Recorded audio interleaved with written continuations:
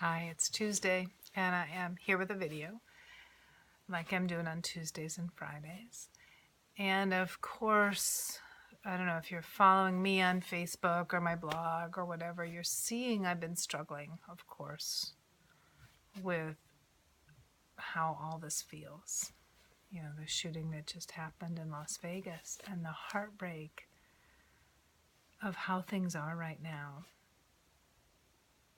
And of course, there's so much to open our hearts to. There is so much going on. The election violence in Spain is like shocking and unbelievable. The devastation in Puerto Rico and the callous way that our president has spoken of it. I mean, I could fill up an entire video with things like that. And yesterday I was sitting with, in myself, numbness, kind of disconnection from how it feels. And as I've sat with it and worked with it over the last 24 hours, it's softened up and I'm feeling more of my feelings, which is what I'm always talking about doing. But I want to talk about what happens to feelings when we don't take care of them, because I can see it in myself, and you might see it in yourself or in your family. If we feel numb in response to a humanitarian crisis or to a violent, horrific thing, or even to just a really unkind, callous words in the media or in our personal lives, if we see someone being treated without connection or love or even humanity, when those things are happening and we feel numb and we just stay numb, it doesn't mean we're not having any feelings. It means that the feelings are masked and hidden. And for me, if I'm in that numb place and I stay there, my personal way that tends to play itself out is in anger. I'll find myself unreasonably angry about all sorts of things. About traffic, which usually doesn't bother me, or about, my husband being home late, or it's just like things that aren't such a big deal will end up getting an enormous amount of my frustration and anger. And why is that? It's because the emotions are there. The sadness, the pain, the horror is in me, and it can't go away until it gets felt. And sometimes if I don't have the skill or the wisdom to connect with it and feel it, it still works its way out in a dysfunctional form. And that's kind of the problem in our culture right now, right? Feelings that haven't been felt, that didn't go away and made their way out in a dysfunctional form. It's what happens with violence. People who are caught in these violent episodes, way along the way needed help to feel their feelings. It's what happens when we see people being callous and cold and uncaring, judgmental, discriminating.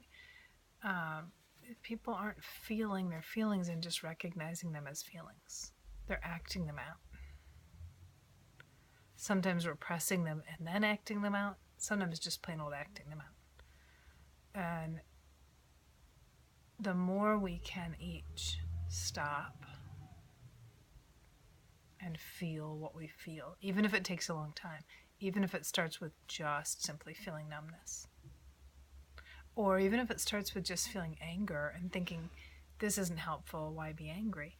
But just feeling the anger, not necessarily acting on the anger, feeling it. So what's it like? Okay, I feel hot. I feel like hot in my chest. I feel tight in my belly. My hands are clenched. what does it really feel like? Maybe if it's more the numb stage, I just feel everything feels heavy. Everything feels bland. What is it actually? So when we stop and we explore that and we stay with it, we come back to it several times, maybe 100 times, it will loosen and move, and we'll start to feel what's underneath it. So if I'm angry, what I've learned about myself is usually that means if I stay with it, it means I'm scared. And so I stay with the anger until I can sense and feel the fear and work with that. Numbness, for me is a form of overwhelm, shutting down to try to keep myself safe from something I don't know how to deal with. And so I just keep sitting with it and trying to be loving with myself until I can feel the pain. And in a way, this sounds so, what's the point? We have to get out there and change things. But what we have to change, so much of it is internal. And I guess it's clear to me on a simple parenting level. When I have a reactive, angry response with my kids, I know it's not effective. It does not make things work the way I want them to work. Say they're not cleaning up after themselves, and I start to get harsh and angry and frustrated and act that out. It doesn't help. But if I sit with it, I realize I'm so angry, nobody helps. And I stay with that, and I get down to the place of I'm scared. I feel like I'm on my own. I feel helpless. And then I wait for that to unfold in me, and I take care of the feelings. Then I can talk to them and say, instead of saying, why don't you ever, or I'm so tired of being the one who has to do this. Instead of that, I might say something like, I want help with this specific thing. Or I'm going to be out until dinner time. Can you get this part of dinner together? It lets me be direct. Taking care of my emotions lets me be direct and clear without attacking. And what I believe is that if I do the same thing in the cultural situation, in these big issues going on, in a response to violence, a response to what's going on globally, if I take care of my feelings, then when I do act, I'm able to act from wisdom and compassion and clarity rather than reactivity and hostility. And what that means is I add constructive energy to the situation rather than adding more drama. And what we need now is behavior guided by wisdom.